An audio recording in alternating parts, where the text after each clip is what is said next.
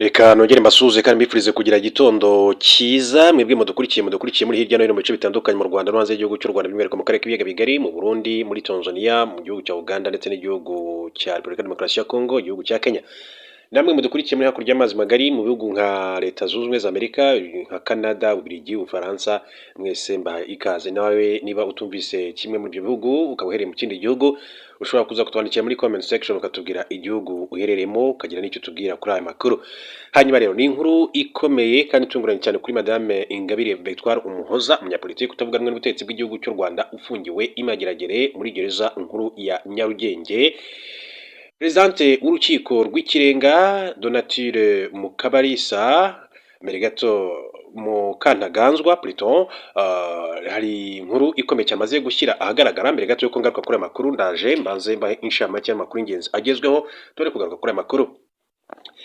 Reka mbabwire ibyo Ndayishimiye atavuze ku ndege y'u Burundi yaheze muri Espagne. Abarundi bamaze hafi imyaka 10 bategereje indege yitwa Gulfstream GI5 yaguriwe perezida w'u Burundi mu mpera za 2016 kugira ngo Evariste Ndayishimiye ajye ayikoresha aho guhora akodesha. Iyi ndege ifite nimero ya 9U BKB yajyanywe Burundi muri Espagne muri 2017 imaze amezi make iguzwe kugira ngo hakemurwe ikibazo yari ifite. Igeze ku kibuga cy'indege cya Quatro Ventos i Madrid abatekinisiye banzura ko ijyanwa gukorerwa mu Bwongereza. Mu mpera z'ukuboza 2022 Ndayishimiye yabwiye abanyamakuru ko abayobozi bo muri leta y'u Burundi bari mu biganiro bigamije kandi kureba niba iyi ndege yaguzwe miliyoni 8 n'igice z'amayero yakongera kandi gukora cyangwa se niba bazayigurisha. Ati ikibazo cy'indege cyagarutse mu kiganiro Ndayishimiye kandi yagiranye n'ikinyamakuru Yaga Burundi cyasohotse tariki ya 18 Mata 2026 asobanura ko mu byatuye kandi gukura indege i Madrid bigorana harimo ko ufite ibyangombwa byayo yabuze. Ndayishimiye yagize ati urumva rero isabwa kuva i Madrid ijya mu Bwongereza kugira ngo iveyo isabwa kandi kuba ifite ibyangombwa. Uwari ufite ibyangombwa ati twaramubuze n'ubu aracyazerera. Ikindi abakurikiranye kandi dosiye y'iyo ndege ati si twebwe. Radio RPA Radio Publique Africaine yatangaje kubwo iyi ndege kandi yari igiye koherezwa i Madrid leta y'u Burundi yahaye ambassadeur wayo mu bihugu byo mu burengerazuba bwa Afurika yitwa Sherifu Ayadala Bokum inshingano yo kwiherekeza. Bokum akaba rero usanzwe ari umugabo wa ambassadeur w'u Burundi muri Tanzania muri iki gihe witwa Leontine Nzeyimana yageze i Madrid afatira kandi ibyangombwa byose by'indege atabimenyesheje ubutegetsi bwa Petero Nkurunziza nk'uko iyi radio yabitangaje. Iki gitangazamakuru cyatangaje ko nyuma yaho ambassadeur Bokum yamenyesheje ubutegetsi bwa Nkurunziza ko azasubiza ibi byangombwa mu gihe byamaze kandi bamaze kumwishyura amafaranga yose leta y'u Burundi yamwambuye. Hari amakuru avuga ko ambassadeur Bokum wakoranaga bya hafi na Nkurunziza yagiye akorera ingendo nyinshi cyane mu mahanga nk'intumwa ye yihariye. Icyakoze ko hari aho yakoresheje amafaranga ye ariko leta ntiyamusubize. Nubwo ambassadeur Bokum kandi yafatira ibyangombwa leta y'u Burundi ntiyamukuye mu nshingano, perezida Ndayishimiye kandi nawe kandi yamuretseho ati kugeza muri 2022 ubwo yamwamburaga iyi nshingano amugaragaza nk'umutekamutwe. Muri Mata 2026 Ndayishimiye kandi yagaragaje ko nta kindi gisubizo leta y'u Burundi ifite mu gihe itarabona ibi byangombwa kandi ko igihangayikishije kurushaho ari uko ubwishyu bwa parikingi yo ku kibuga cy'indege cya Madrid burushaho kumeza kugenda abwiyongera nk'uko aya makuru yakomeje kugenda abishimangira. Muri Repubulika ya Demokarasi ya Kongo haravugwa inkuru y'uko Minisiteri y'Ubuzima y'iki gihugu yatangaje ko abishwe n'icyorezo cya Ebola kandi cyagaragaye mu mujyi wa Bunia mu ntara ya Ituri bageze kuri 80 muri 146 bikekwa ko banduye. Kuva mu mwaka w'1976 Repubulika ya Demokarasi ya Kongo yibasiwe n'ubwoko bwa 16 bwa Ebola burimo ubwahawe izina rya Zaire, ubwa Sudani bwaturutse muri Sudani na Bundibugyo ubu bwa gatatu kandi nibwo bwagarutse. Minisitiri w'ubuzima muri Repubulika ya Demokarasi ya Kongo Dr Roger Kamba yasobanuye ko umuntu wa mbere kandi wagaragayeho ubwandu tariki 24 Mata 2026 ari umuforomo wo muri Bunia. Mu bimenyetso yagaragaje mbere yo gupfa harimo umuriro mwinshi cyane kuva amaraso menshi ndetse no kuruka. Iki cyorezo cyamaze kwinjira muri Uganda aho umunyekongo w'imyaka 59 yapfiriye i Kampala tariki ya 14 Gicurasi byemezwa ko yaturutse muri Repubulika ya Demokarasi ya Kongo. Inzego z'ubuzima kandi zo muri iki gihugu zatangiye gufata ingamba zihuse kugira ngo zidakwirakwira. Tariki ya 15 Gicurasi umuryango mpuzamahanga ushinzwe ubuzima wa OMS watangaje ko ugiye kohereza mu mujyi wa Bunia toni 5 z'ibikoresho by'ubuvuzi bizifashishwa mu gukumira ubwandu bushya bwa Ebola bwahagaragaye. OMS yasobanuye ko ibi bikoresho birimo kandi birinda ubwandu, ibifata ibipimo, ibyifashishwa kandi mu kwakira abarwayi ndetse n'amahema. Ibyo bikaba kandi bigiye kuvanwa i Kinshasa kuko ariho bisanzwe biri. Uyu muryango wagaragaje ko imbogamizi ziri mu gukumira iki cyorezo kandi zirimo kuba kinjiye mu bindi bice by'imijyi ahari abaturage bacucitse, abahurira mu bikorwa by'ubucukuzi bw'amabuye y'agaciro, ahari umutekano muke kandi ahakunda kunyura abambuka umupaka. OMS igaragaza ko muri rusange Ebola yica 50% by'abayanduye, icyakoze hari ubwo byagiye bihinduka, igipimo kijya hagati ya 25 na 90%, usobanura ko nubwo yica byihuse iyo kibonetse kare, iyo icyo cyorezo kibonetse kare, ubuzima bw'umurwayi bushobora kandi kurokorwa. Umuyobozi w'ikigo cy'umuryango wa Afurika yunze ubumwe gishinzwe gukumira ndetse no kurwanya indwara Africa CDC, Dr Jean Kaseya, yatangaje ko umwihariko wa Ebola mu Burundi wa Ebola ya Bundibugyo ari uko nta muti cyangwa se urukingo byayo bihari. Yagize ati icyo tuzi ni uko Ebola isaba kandi igisubizo cyihuse, ibimenyetso kandi byayo bikigaragara, kandi ibi bisobanuye iperereza, ati gushyira mu kato, gushaka abashobora kandi kuba barandujwe, gukumira ubwandu ndetse no kuvugana n'abaturage. Dr Jean Kaseya yatangaje ko Africa CDC iri gukorana n'abafatanyabikorwa bose ndetse n'inganda zikora imiti ishobora kwifashishwa kugira ngo rero hakorwe amasuzuma nk'uko aya makuru akomeza kugenda abishimangira. Reka tujye kuri Madame Ingabire Victoire Umuhoza. Kuri Madame Ingabire Victoire Umuhoza, ni ibaruwa ifunguye kuri Madame Ingabire Victoire Umuhoza yanditswe ku itariki ya 8 ukwezi kwa 2025. Bagize bati umubwanditsi bikuye muri inkuru n'ibitekerezo bwite bya Musangwa Arthur, umunyamakuru wandika ku ngingo zitandukanye. Bati Madame Ingabire Victoire Umuhoza cyangwa se mukecuru nk'uko bamwe bakuba hafi bakunda kukwita, ati ndizera ko uri amahoro aho ucumbikiwe muri station ya RIB i Remera. Icyo gihe nyine yarakimara gucabwa muri yombi. Ati nubwo wakunze guhemukira urwakubyaye, atukemera kuba igikoresho cy'abifuza kurubona ruzima, ati umunyarwandakazi, ati nkwifurije ubuzima bw'ubuzima. Ati ku myaka 50 yawe myiza, ati mbona wari ukwiriye kuba usekana n'abuzukuru, ubaha amata, ati nk'uri mubyeyi w'u Rwanda ukarerera igihugu kikagera kandi ku iterambere benshi tukifuriza. Bati nagahinda kuba ari wowe rero unyuzwamo imigambi y'abashaka kongera kandi guhekura u Rwanda bakarugeza hanyuma yaho rwageze mu mwaka wa 1994.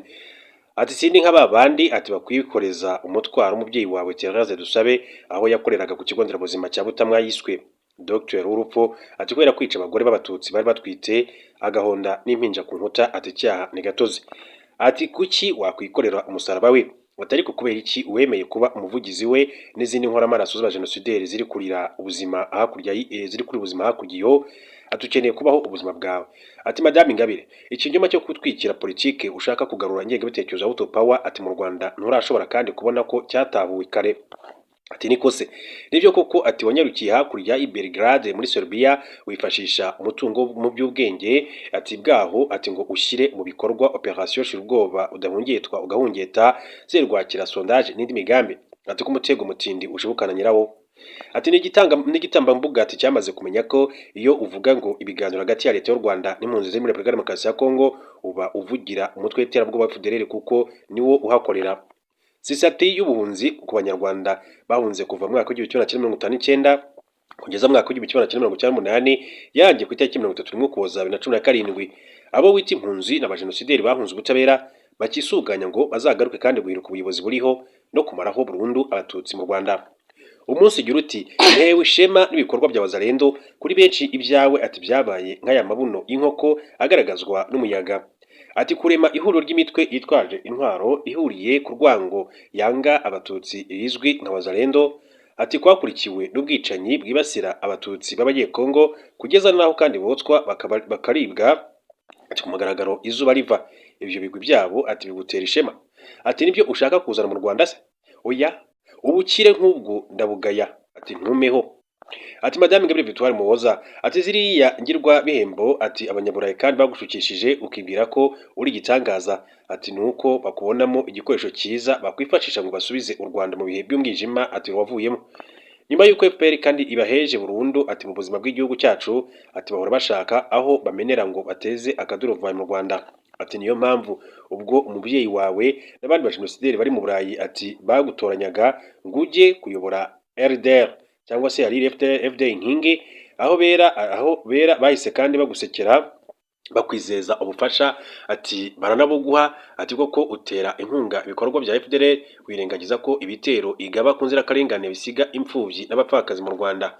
Umunsi numva uvuga ko wifuza gusubira mu Buholandi ati gusura umugabo wawe ati abana n'abuzukuru, nibaje niba ujya ufata umwanya wo gutekereza ku batakibasha kubona ababo kuko ibitero bya FDL wateye inkunga ati byabahekuye.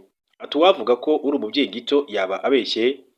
None umukuru w'igihugu arakubabariye usohoka utarangije igihano, usohoka muri gereza wizeza ko ugiye gutanga umusanzu mu kubaka igihugu, budakeye kabiri uti ndingare yakasha. Ati bariya abadepite b'i Burayi bakubwiye ko uri ikivejuru ati ku buryo wahonyura amategeko y'u Rwanda ati bikarangirira aho. Ntawe ukwifuriza gufungwa ati kuko hari byinshi byiza wakabaye ukorera igihugu iyo udatana ati gusa abakurambere bavuze ko inkubisi yayo yitarukiriza. Imbabazi wahawe ati wageze hanze ati wibagiza ko zifite amabwiriza azigenga, witerera hejuru nk'uwageze iyo ujya. Ese wazirikanye ko kuba wahamwa n'isubiracyaha byatuma ujya gufungwa imyaka 7 wari usigaje muri 15 wakatiwe ugakomerezaho n'igifungo gishya wahawe? Ati wari warahamijwe kugambanira igihugu ugamije kukibuza umudendezo no kurema umutwe w'abagizi ba nabi. Ati ubu rero urakorwa iperereza ku gushyiraho umutwe w'abagizi ba nabi cyangwa se kuwujyamo, gucura umugambi wo gukora ibyaha byo kugirira nabi ubutegetsi buriho cyangwa se perezida wa repubulika, guteza imvururu cyangwa se imidugararo muri Rwanda, kurwanya ububasha bw'amategeko ndetse no kwigaragambya cyangwa se gukoresha inama mu buryo bunyuranyije n'amategeko. Ninde wakubwiye ko gukora politike ari ukubuza igihugu umudendezo? Ati undi niba ugambirira kukibuza umudendezo utakiyobora ubwo kikugeze mu biganza hacura iki? Ati Imana izakomeza irengera abanyarwanda. Ati yoba ugenzwa no gukora politike koko wakabaye warayikoze kuko Habineza Frank na Mpayimana Philippe barayikora kandi ntibigeze kandi bakusanya abantu ngo babasomeshe ibitabo by'uko bagomba kumvisha FPR. Bashaka ibisabwa bakiyamamaza kugira ngo nibatsinda bazayobore, batsindwa bakemera. Kuki ucyumva ko uzayobora ari uko umenye amaraso? Ati ubwo nusubira hagati y'inkuta enye imageragere banyukubuja na basobuja ati bazasakuza mu itangazamakuru ngo leta y'u Rwanda ihohotera abatavuga rumwe nayo. Iyi niyo turufu rero ati bakoresha ati kuva mu myaka 30 ngo basige icyasha leta irangajwe imbere na FPR. Ati ariko abanyarwanda tuzi iby'iwacu kubarusha.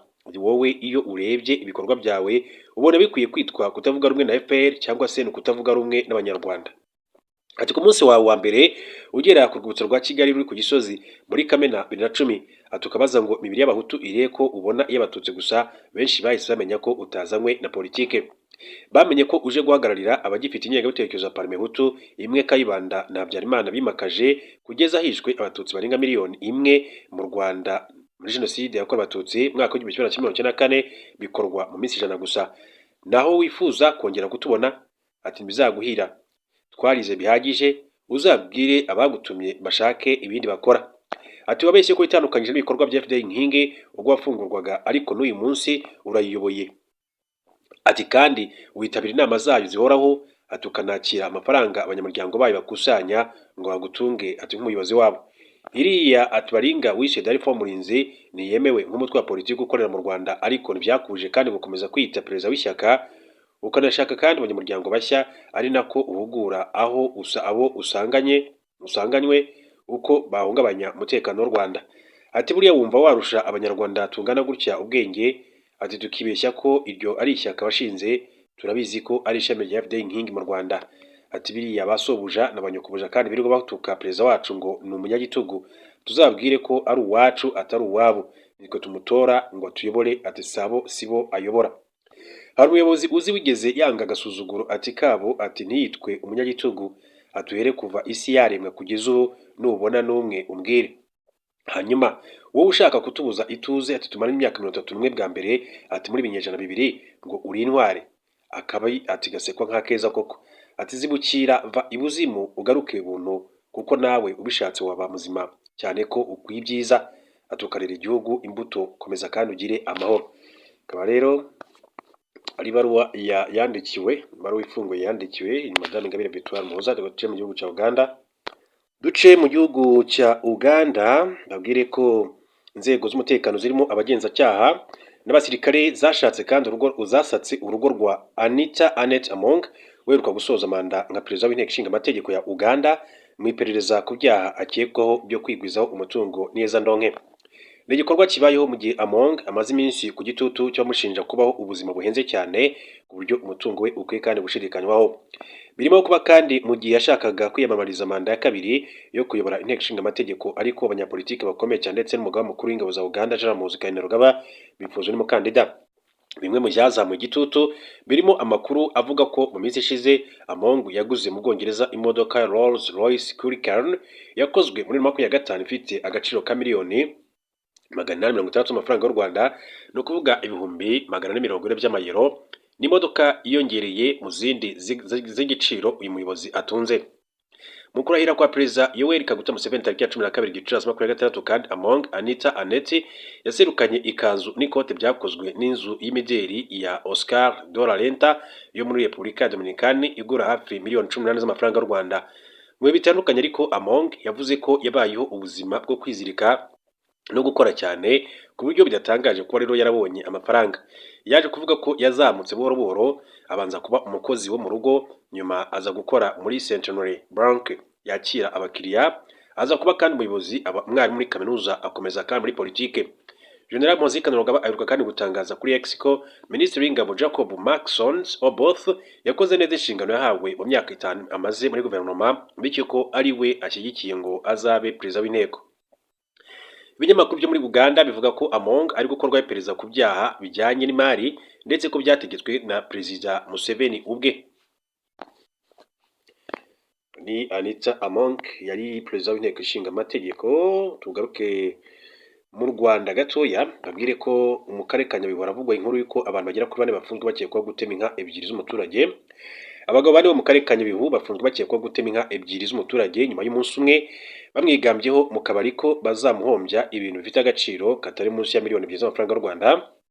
Byabaye mu ijoro rishyira kuwa gatandatu umurenge wa Kabatwa, akagari ka Rugarama ho umudugudu wa Karambi.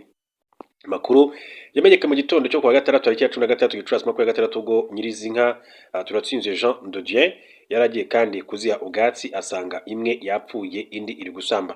Umunyamabanga nshingwabikorwa w'umurenge wa Kabatwa Musirikare Albert yabwiye itangazamakuru ko bazitemye ejo hashize mu ijoro, ati nyirazo agiye kuzisura igitondo asanga imwe yapfuye ndiri gusamba, nibwo rero yamagaye ubuyobozi tujyayo, ati dutangira kandi gushakisha duhere ku bafitanye ikibazo, ndetse hafatwa 4 baheruka kandi kwigamba ko bazamuhombya ibintu bifite agaciro katari munsi ya miliyoni 2 z'amafaranga y'u Rwanda. Iperereza kandi iracyakomeje.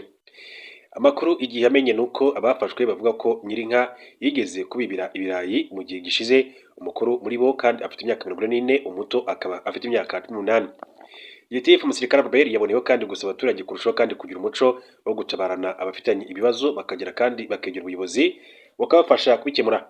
Yakomeje abashima kuko bamaze gukusanya agera kuri miliyoni 3 z'amafaranga y'u Rwanda kugira ngo mugenzi wabo watemewe inka akomeze kandi gutunga. Abafashwe kuri ubu bafungiye kuri station ya RIB ya Kabatwa mu gihe iperereza ryo rigikomeje. Reka mbabwire no kuri Kabuga Felicien wakurikiranyweho uruhare rukomeye cyane muri jenoside yakorewe abatutsi mu mwaka w'1994 yapfiriye mu bitaro by'Irahe mu Buholandi. Akaba rero igihugu yarafungiyemo by'agateganyo mu gihe kandi yarategereje ikindi gihugu kimwakira.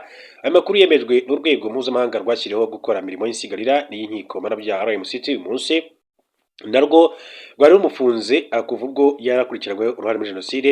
Perezida wa RMCT yitwa Graciela Gatti Santana yategetse ko hakorwa iperereza kugira ngo hamenyekane amakuru y'ukuri ku cyateye urupfu rwa Kabuga, ashyiraho umucamanza witwa Alphonse Orie kugira ngo ariyobore.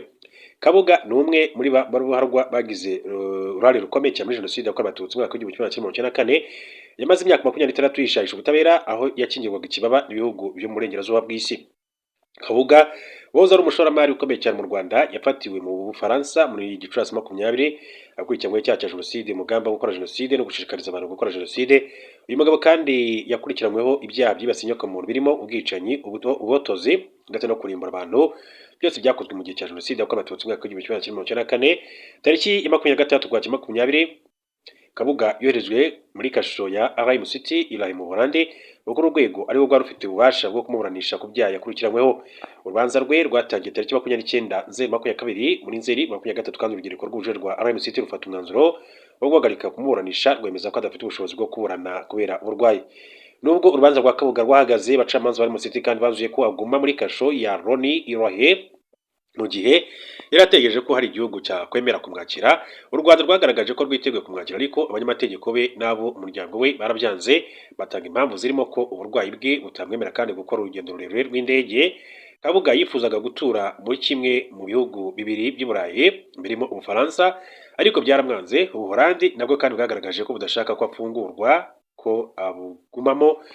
Ubushinjacyaha bwa RMCT kandi bwagaragarije urwego ko Kabuga nta mahirwe afite yo kwakirwa n'ibihugu bifuza kubamo kubera ko ibyaha bya jenoside yakurikiranyweho bimukura ku rutonde rw'abagomba kandi kurindwa hashingiwe ku mahame yo kurengera impunzi ndetse amategeko y'u Burayi. Ubushinjacyaha kandi bwagaragaje ko kuba Kabuga yari amaze imyaka myinshi cyane yishe ubutabera, aba mu bihugu birimo kimwe mu byo yifuza gufungirwamo, aho umuryango we kandi wamufashije kukigumamo binyuze mu guhindura imyirondoro, nabyo bimwambura amahirwe yo kwakirwa i Burayi. Igisubizo bwatangaga ni kimwe, ko Kabuga yakorezwa mu Rwanda aho kugira ngo akomeze abe umutwaro kuri RMCT, kuko igihugu rero cyagaragaje ko cyiteguye kandi kubahiriza uburenganzira bwe, ni ukuvuga Bwana Kabuga Felicien. N'amakuru yacu reka mbabwire ko perezida w'urukiko rw'ikirenga yasabye abacamanza kugendera kure ruswa. Perezida w'urukiko rw'ikirenga Mukantaganzwa Domitira yasabye abacamanza, abanditsi n'abandi bakozi b'urwego rw'ubucamanza kugendera kure ruswa ndetse no kuyirwanya. Yabigarutseho kuri 15 Gicurasi 2023 ubwo yitabiraga umuhango wo kwakira abayobozi bashya ba komite ishinzwe kurwanya ruswa mu nkiko nterekanyabubasha. Ni komite isimbuye yari imaze imyaka 4 iyobora, ikaba kandi yahawe inshingano yo gukomereza aho bagenzi babo basimbuye bari bagejeje. Mukantaganzwa Domitira yasobanuye ko kurwanya ruswa ari inshingano ya buri wese mu rwego rwo kwirinda ko imunga ubukungu bw'igihugu. Ati kurwanya ruswa ari inshingano zacu twese. Yakomeje asaba abacamanza, abanditsi b'inkiko n'abandi bakozi bo mu rwego rw'ubucamanza kurwanya ruswa, kwirinda ndetse no kandi gukurikiza amategeko. Atenda basaba abacamanza n'abanditsi n'abandi bakozi bo mu rwego rw'ubucamanza gukurikiza amategeko ndetse no kurwanya ruswa kugira ngo isura nziza y'ubucamanza bw'igihugu cyacu irusheho kandi gutera imbere, kandi n'icyizere abaturarwanda bari kugirira ubucamanza kirusheho kandi kwiyongera. Umuyobozi wa komite ucyuye igihe witwa Justice Kariwabo Charles akaba yagaragaje ko bemera ko ruswa itararangira mu nkiko, ariko ko imizi yayo yamaze kugaragazwa. Ati turemera ko ruswa itaracika mu nkiko, ariko imizi yayo yamaze kugaragazwa, igimusozi ikaba kandi imeze nka ryabuye ryagaragaye riba ritakisha isuka. Ntiwavuga ko urugamba rwo kurwanya ruswa turangije, ahubwo twavuga ko ikibi tugisize amaboko yizewe y'abadusimbuye, kandi tuzi ko bafite ubushobozi n'ubushake bwo kusa ibyo twatangiye. Yakomeje agira ati abarangije manda twashyizeho umusingi, ati tuzamura n'inkuta, ati abadusimbuye muzashyireho igisenge ati gikomeye, ariko muri byose ntabwo ari twe tugomba kandi kubyirata, ahubwo umuturage niwe ugomba gusarura imbuto nziza z'ibyo dukorera, ati dore ko ari we mukoresha wacu mukuru.